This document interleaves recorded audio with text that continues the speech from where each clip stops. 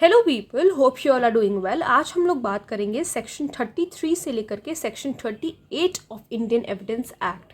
ये सारे ही सेक्शंस छोटे छोटे हैं, तो इसीलिए मैंने सोचा कि इसे एक वीडियो में ही कंबाइन कर दिया जाए। तो ध्यान से सुनिएगा क्योंकि ये सारे सेक्शंस आपके जुडिशरी एग्जाम के लिए इंपॉर्टेंट भी हैं। So section 33 says relevancy of certain evidence for proving in subsequent proceeding the truth of the facts therein stated। इस सेक्शन का मतलब मैं आपको ऐसे अगर आसान शब्दों में समझाऊं तो इसका मतलब ये है कि मान लो कोई पर्सन है, उसने कोई बात, कोई स्टेटमेंट दिया एक प्रोसीडिंग में, ठीक है। अब वो स्टेटमेंट जो उसने एक प्रोसीडिंग में दे दिया है कोर्ट की, वो सब्सिक्वेंट प्रोसीडिंग में यानी कि उसके बाद जो प्रोसीडिंग होगी उसमें भी वो स्टेटमेंट रेलेवेंट होगा। मतलब वो पर्सन ये नहीं कह सकता, अपनी स्टेटमेंट से मुकर नहीं सकता। एक बार जो अगर उसने कोई स्टेटमेंट दे दिया है एक किसी प्रोसीडिंग में, तो वो दूसरी प्रोसीडिंग में दूसरी बात नहीं कहेगा, उसको उसी बात पे टिका रहना पड़ेगा। ठीक है, समझ में आया? बहुत ही आसान शब्दों में मैंने समझाया है, फिर भी जो लिखा हुआ है उसे एक बार पढ़ लेते हैं। A statement given by the person in the court और to any person authorised by the court will become relevant in every proceeding. वो जो स्टेटमेंट दिया गया है वो सारी ही प्रोसीडिंग के लिए रेलेवेंट होगा। ये नहीं कि सिर्फ एक प्रोसीडिंग के लिए रेलेवेंट है और दूसरी प्रोसीडिंग में इंसान अपना बयान ही बदल देगा, ऐसा नहीं होगा। ठीक है, including other proceeding relating to the same parties in the same subject matter. हाँ, शर्त यह है कि सेम पार्टीज होनी चाहिए और सेम सब्जेक्ट मैटर होना चाहिए। तो समझ में आए सेक्शन 33। अब सेक्शन 34 पे आते हैं। तो सेक्शन 34 बात करता है entries in books of account including those maintained in electronic form when relevant. अगर अकाउंट की बुक में कुछ एंट्रीज हुई हैं तो वो कब रेलेवेंट होंगी, चाहे वो इलेक्ट्रॉनिक फॉर्म में हो या चाहे वो ऐसे नोटबुक के फॉर्म में हो, वो रेलेवेंट कब होंगी? So when regularly kept in a course of business. अगर रेगुलरली कोई बिजनेस है, मान लो जैसे मान लो कोई दुकान है, ठीक है। अब दुकान आप किसी भी चीज़ की समझ सकते हो, उस दुकान पे अकाउंट की बुक पे एंट्री करी जाती है। तो अब अगर एक दिन की, ठीक है, या एक महीने की एंट्री हुई, दूसरे महीने की नहीं हुई, फिर चौथे महीने होश आ रहा है ओनर को तो फिर चौथे महीने एंट्री हो रही है, तो ऐसा नहीं होना चाहिए। रेगुलरली अगर एंट्री करी जा रही है, हर महीने अगर एंट्री हो रही है, यहाँ मैं महीने का एग्जाम्पल ले रही हूँ, तो अगर हर महीने एंट्री हो रही है तो ही वो अंडर सेक्शन 34 वो जो अकाउंट बुक है वो रेलिवेंट होगी एज एविडेंस, नहीं तो नहीं होगी।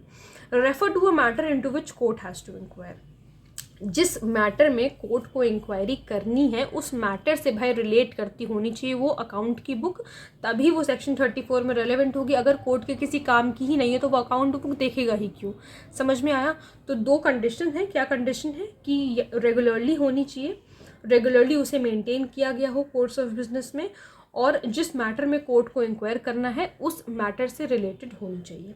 But such statement shall not alone be sufficient evidence to charge any person with liability. लेकिन इंपॉर्टेंट बात यह है कि सिर्फ अकाउंट की जो बुक है, वो जो एंट्रीज करी गई हैं अकाउंट की बुक में, सिर्फ ये सफिशिएंट एविडेंस नहीं होता। मतलब ये सोल बेसिस नहीं होता कन्विक्शन का। सिर्फ इसके बेसिस पे आप किसी को कन्विक्ट नहीं कर सकते हो, किसी पर्सन को आप लाइबल नहीं कर सकते। Unbound sheets of paper are not books of account and cannot be relied upon।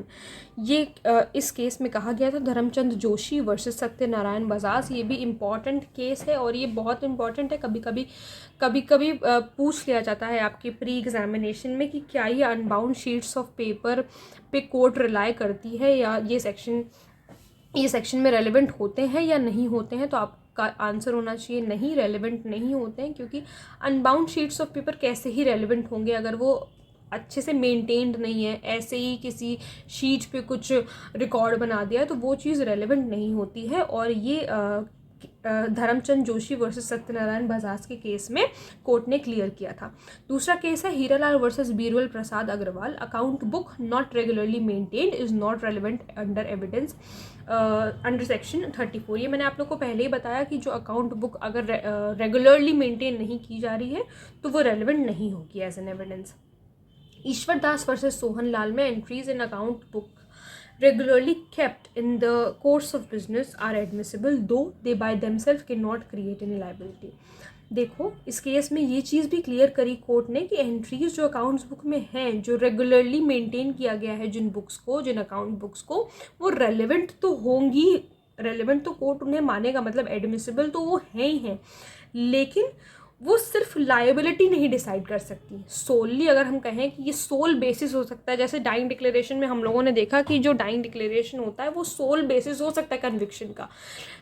Unlike that ये जो सेक्शन 34 में जो एंट्रीज अकाउंट बुक की बात करी गई है, ये सोल बेसिस नहीं हो सकता कन्विक्शन का। कोर्ट इस पर पूरी तरीके से रिलाई नहीं कर सकती है, ठीक है।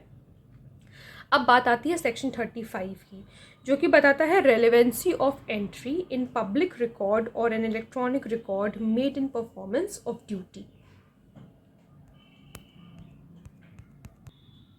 तो इसको एक केस से समझो, Devendra Kumar Sharma versus state of Rajasthan का केस है। यह इंपॉर्टेंट केस है। An entry will be admissible under section 35 when the following conditions are fulfilled.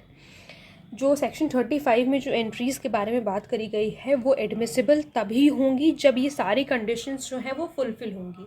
Entry must be contained in a public और अदर ऑफिशियल बुक। एंट्री जो है वो किसी पब्लिक बुक में या किसी ऑफिशियल बुक में होनी चाहिए। फॉर एग्जांपल खसरा, खतौनी, ये सारी जो होती हैं जो आपके सेल के लिए लगती है, FIR, केस डायरी, डेथ और बर्थ के रजिस्टर्स जो कि पुलिस स्टेशन में होते हैं, म्यूनिसिपल ऑफिसेज में होते हैं, ये सारी पब्लिक बुक्स होती हैं। तो ये पब्लिक बुक्स में अगर जो एंट्री है वो ही सेक्शन 35 में रेलेवेंट होगी, कोर्ट में एडमिसिबल, कोर्ट जो है वो एडमिसिबल करेगा।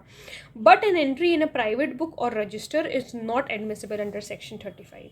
प्राइवेट बुक में जो कुछ भी एंट्री होगी वो अंडर सेक्शन 35 रेलिवेंट नहीं होगी। सीधी सी बात है, सेक्शन 35 बात करता है कि पब्लिक बुक में जो एंट्री होगी वो ही रेलिवेंट होगी, प्राइवेट बुक में जो कुछ भी एंट्री होगी वो रेलिवेंट नहीं मानी जाएगी या फिर एडमिसिबल नहीं होगी। Then it must be made by a public servant while performing his official duty. अब सबसे पहला तो ये कि पब्लिक बुक में होनी चाहिए, उसी से आप डिराइव कर लो कि पब्लिक सर्वेंट अगर वो जो एंट्री है वो पब्लिक सर्वेंट ने करी होगी तभी वो रेलेवेंट होगी, ठीक है, एडमिसिबल होगी कोर्ट में। It must B स्टेटिंग fact in issue and relevant fact. Obviously अगर वो फैक्ट इन इशू या फिर रेलेवेंट फैक्ट को बता रहा है तभी कोर्ट उसको एडमिट करेगी। अगर कोर्ट के किसी काम की ही नहीं है तो कोर्ट उसको एडमिट करके क्या करेगी, कोर्ट उसको क्यों उस बारे में बात ही करेगी, ठीक है। इसकी एविडेंशियरी वैल्यू कैसी होती है? केस है Brijmohan Singh versus Priyavrat Narayan Sinha and others, 1965 का केस है ये। Entries of school register for the proof of age have very little value. School register में जो भी एंट्री करी जाती है वो उसकी बहुत ही कम एविडेंशियरी वैल्यू होती है, कोर्ट उस पर ज़्यादा रिलाई नहीं करती है, ठीक है। एज के मामले में कोर्ट उस पर ज़्यादा रिलाई नहीं करती है।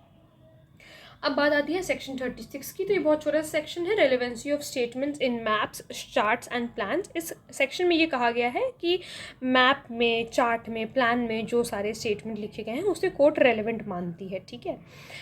एग्जाम्पल है Indian maps, railway issued map etcetera, तो इसे कोर्ट रेलेवेंट मानेगी। फिर सेक्शन 37 बात करता है relevancy of statement as to fact of public nature contained in certain acts और नोटिफिकेशन। जैसे मान लो किसी एक्ट में या फिर किसी गवर्नमेंट की नोटिफिकेशन में अगर कोई बात लिखी गई है तो वो as an evidence admissible court में होगी, ठीक है। अगर वो रिलेट कर रही है फैक्ट एंड इशू से और रेलेवेंट फैक्ट से तो ऑब्वियसली कोर्ट उसको एडमिसिबल करेगा। यही बात लिखिए, this section makes the government act and notification admissible as evidence, ठीक है। फिर सेक्शन 38 और लास्ट सेक्शन है इस वीडियो का, बताता है relevancy of statement as to any law contained in law books. देखो, लॉ बुक में जो भी बातें लिखी गई हैं वो भी रेलेवेंट होंगी under section 38। So court wants to form an opinion as to a law of any country and any statement has been printed और published relating to the law under the authority of the government और such government in a book. तो law books में मतलब इसका पूरा निष्कर्ष यही निकल के आता है कि लॉ बुक्स में जो भी बातें अगर लिखी गई हैं, रिलेट कर रही हैं फैक्ट एंड इशू से, तो वो सारी रेलेवेंट होंगी, that statement would be relevant, ठीक है। तो आई होप आप लोगों को ये सेक्शन समझ में आए होंगे। अगर कोई प्रॉब्लम है तो please let me know in the comment section, और अगर आप लोग किसी टॉपिक पे वीडियो देखना चाहते हैं तो वो भी प्लीज़ मुझे ज़रूर बताइएगा। Thank you so much.